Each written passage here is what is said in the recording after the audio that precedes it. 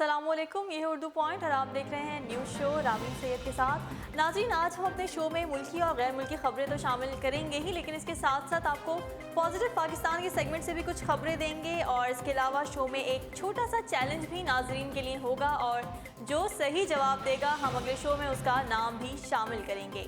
बढ़ते हैं कौमी खबरों की जानिब। आपको बताएं कि सूबाई वज़ीर क़ानून राना सनाउल्लाह का ये कहना है कि गुज़श्ता रोज़ डिफेंस में होने वाला धमाका बारूदी मवाद का नहीं है।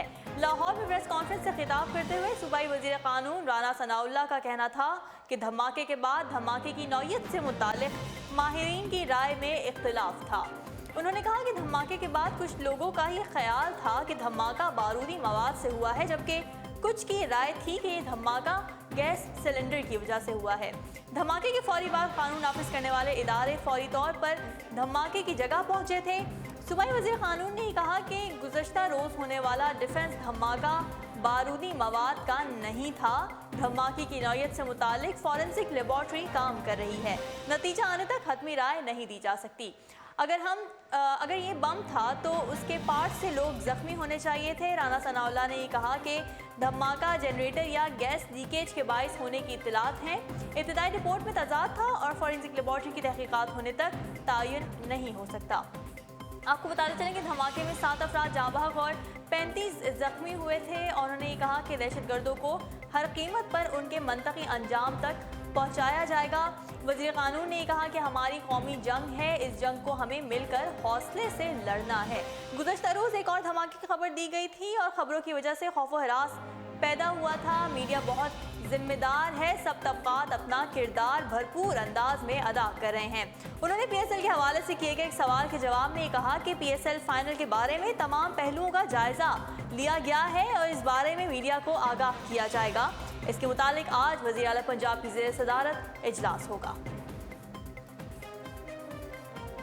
और आपको बताएं कि ऑपरेशन अदुल फसाद में बड़ी कामयाबी हासिल हुई है। पाक फौज ने अफगान बॉर्डर पर गोलाबारी करते हुए जमातुल अहरार के 2 हाई प्रोफाइल दहशतगर्दों को हलाक कर दिया। जुमेरात को निजी टीवी के मुताबिक पाक फौज ने अफगान बॉर्डर पर गोला बारूद की, जिस पर जमातुल अहरार के 2 दहशतगर्द मारे गए। हलाक कमांडर्स के नाम वजीउल्लाह उर्फ अहरार और हिकमत उर्फ जुबैर हैं। पाकिस्तान दुश्मन एजेंसियां वजीउल्लाह को माली मावनत फराहम करती थीं और दहशतगर्द वजीउल्लाह लाहौर धमाके के मास्टरमाइंड था और दहशतगर्दी की मुतादिद वारदातों में मुलव्विस था। दहशतगर्द हिकमत अफगान दहशतगर्दों के ट्रांजिट कैंप का इंचार्ज था और पाकिस्तान दुश्मन एजेंसियों का कोऑर्डिनेटर भी था। इसके अलावा इंटरनेशनल खबर शामिल करेंगे। आपको बताएं कि डोनाल्ड ट्रंप के सर पे एटमी हथियारों को मुहलिक तरीन बनाने की धुन सवार हो गई है। उन्होंने कहा है कि अमेरिका के जौहरी हथियारों को सबसे ज्यादा जदीद और बेहतर बनाऊंगा। डोनाल्ड ट्रंप ने एटमी हथियारों की दौड़ में नंबर 1 बनने का बयान दे दिया है। उन्होंने रूस की जानिब से क्रूज मिसाइल की तनसीब को मुआहदे के खिलाफ वर्जी करार दे दिया है। उन्होंने कहा कि अगर रूसी सदर प्यूटन से मुलाकात हुई तो मिसाइल की तनसीब का मामला उठाएंगे। उन्होंने मजीद कहा कि अगर चीन चाहे तो शुमाली कोरिया से लाहक खतरात आसानी से दूर कर सकता है।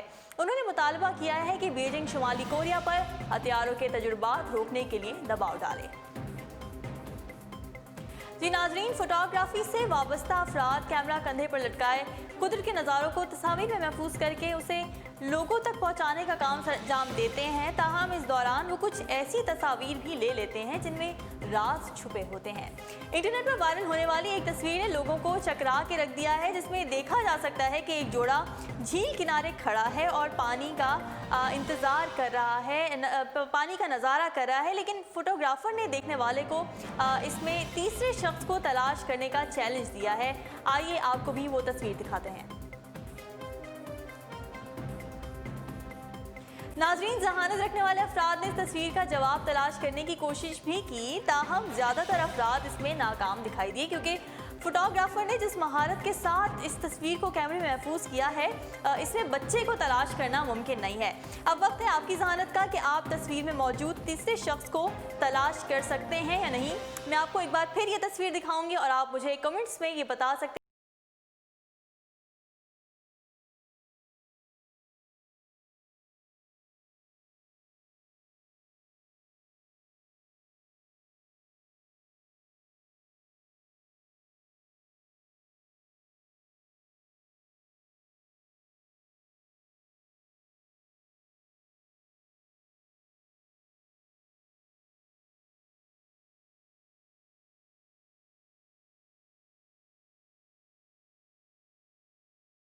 साहब, उम्मीद है आपने इस चैलेंज को एंजॉय किया होगा और सही जवाब देने वाले का नाम कल इसी सेगमेंट में ज़रूर शामिल किया जाएगा। बढ़ते हैं अगली खबर की जानिब, अगले सेगमेंट की जानिब, जो है पॉजिटिव पाकिस्तान के बारे में।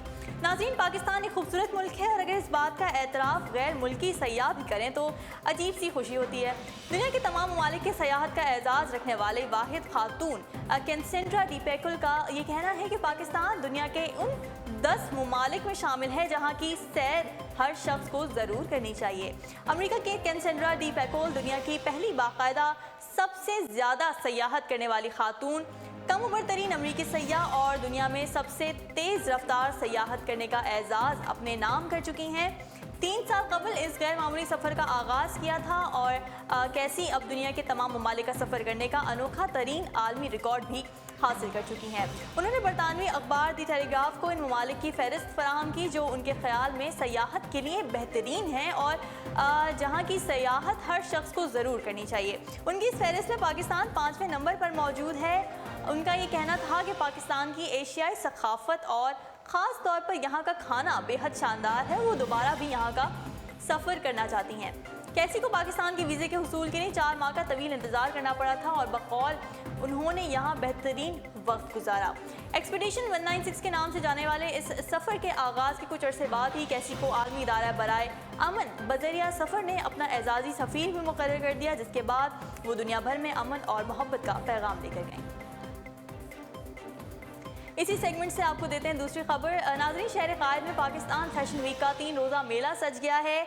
मारूफ और नए चेहरों पर मुश्तमिल मॉडल्स की रैंप वॉक ने मेले को 4 चांद लगा दिए। कराची में पाकिस्तान फैशन वीक का 3 रोज़ा मेला सज गया। आर्ट डिज़ाइनर ने मौसम बहार और गर्मियों के मलबूसात मुतारिफ कराए। फैशन के पहले रोज़ मारूफ डिज़ाइनर्स ने अपने मलबूसात मुतारिफ कराए। फैशन वीक में निदा हुसैन, इमरान अब्बास, दीपक परवानी शुरा की तवज्जो का मरकज़ बने रहे। फैशन पाकिस्तान वीक के आगाज़ से कबल मॉडल्स ने मीडिया से गुफ्तगू भी की और गुफ्तगू करते हुए मुल्क के मौजूदा हालात पर दहशत गर्दों को पैगाम दिया। पैगाम में उन्होंने कहा कि हम दहशत गर्दी से डरने वाले नहीं और मॉडल्स ने ऑपरेशन रद्दुल फसाद को भी सराहा है। मॉडल्स का ये कहना है कि इस तरह के प्रोग्राम शहर में होने चाहिए। और आपको बताएं कि रंगीन फूलों और लहलहाते पौधों से सजे पाकिस्तान फ्लावर शो का आगाज़ हो गया है, जो 4 दिन तक महकता और रंग बिखेरता रहेगा। मौसम बहार ने आमद की नवीद सुनाई तो गुलों ने भी अंगड़ाई ले ली। फूलों ने अनगिनत रंग बिखेरे, सब्ज़ा भी निखर निखर के सामने आया और यूं कराची के साहिल पर रंगीन और खुशबुओं भरा चमन आबाद हो गया। बागवानी का सबक किताबों में पढ़ने वाले भी आज भांत भांत के फूलों से मुलाकात करने यहाँ आ पहुँचे हैं। फूलों ने 7 समुंदर पार से आए मेहमानों का भी इस्तकबाल किया। पाकिस्तान फ्लावर शो में 400 से ज़ायद इक़साम के फूल और पौधे रखे गए जो दिलकशी में अपनी मिसाल आप हैं। फ्लावर शो इतवार तक जारी रहेगा। कुछ खबर शामिल करते हैं इंफॉर्मेशन पॉइंट से। समाजी राब्ते की वेबसाइट फ़ोटो ऐप इंस्टाग्राम ने नया फीचर मुतारिफ करवा दिया है, जिसमें एक पोस्ट में बैक वक्त कई तस्वीर या वीडियोस पोस्ट की जा सकेंगी।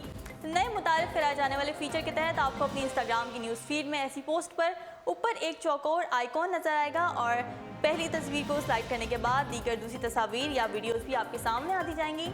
सारिफीन ने इस फीचर को पसंद तो किया है, लेकिन कुछ का ये कहना है कि इस फीचर में सिर्फ ये कबाहत है कि पहली तस्वीर के अलावा बाकी तस्वीर प्रोफाइल पर जाहिर नहीं होंगी।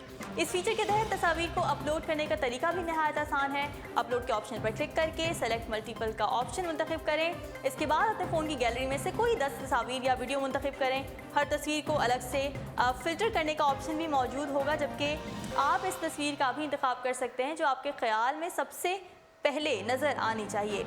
इसके अलावा हर तस्वीर को अलहदा टैग भी किया जा सकता है। अब कुछ शामिल करते हैं दिलचस्प और अजीब खबरें। पिज़्ज़ा के हवाले से हमारे पास एक दिलचस्प खबर मौजूद है। नाज़रीन, पिज़्ज़ा आजकल सबको ही पसंद होता है और हर एक की अपनी पसंद होती है। खुसूसन पिज़्ज़ा की टॉपिंग के हवाले से लोग बहुत चूज़ी होते हैं और अगर मैं अपनी बात करूँ तो मुझे पिज़्ज़ा पर मशरूम्स बिल्कुल नहीं पसंद। इसी तरह आपकी भी अपनी पसंद होगी। आइसलैंड के सदर खोनी योहासन ने पिज़्ज़ा पर अनानास यानी पाइनएप्पल टॉपिंग के हवाले से अपने ख्यालात का इजहार किया है और ये बताया है कि अगर उनका बस चले तो वो उस पर पाबंदी का कानून बना दें। शुमाली आइसलैंड के एक हाई स्कूल में जब उनसे पूछा गया कि उन्हें पिज़्ज़ा पर अनानास कैसा लगता है तो उन्होंने जवाब दिया कि अगर वो इस हवाले से कुछ कानून साजी कर सकते तो इस पर पूरे मुल्क में पाबंदी लगा देते। स्कूल में गोनी से बहुत से सवाल पूछे गए मगर पिज़्ज़ा पर अनानास के बारे में सदर के ख्यालात पर सबसे ज़्यादा बहस हुई। ये बहस इतनी बढ़ गई कि अगले दिन सदर को खुद से एक बयान जारी करना पड़ गया और उनका ये कहना था कि उन्हें अनानास पसंद है मगर पिज़्ज़ा पर पसंद नहीं है। उन्होंने ये भी कहा कि मेरे पास लोगों को पिज़्ज़ा पर अनानास डालने से रोकने के लिए कोई इख्तियार नहीं है और मैं ऐसा इख्तियार ना होने पर खुश भी हूँ। गोनी हाजिन का ये कहना था कि वो पिज़्ज़ा पर सी फूड को ज़्यादा पसंद करते हैं। तो नाजरीन, आपको पिज़्ज़ा में क्या पसंद है और क्या नहीं, आप हमें कमेंट्स में बता सकते हैं। इसके अलावा आपको बताएं कि दुबई में बरोज़ जुमेरात फूड फेस्टिवल के दौरान चंद रेस्टोरेंट्स ने ऐलान किया है कि अगर ग्राहक अपने बर्तन खुद धोकर जाएंगे तो उन्हें मुफ्त खाना फराहम किया जाएगा।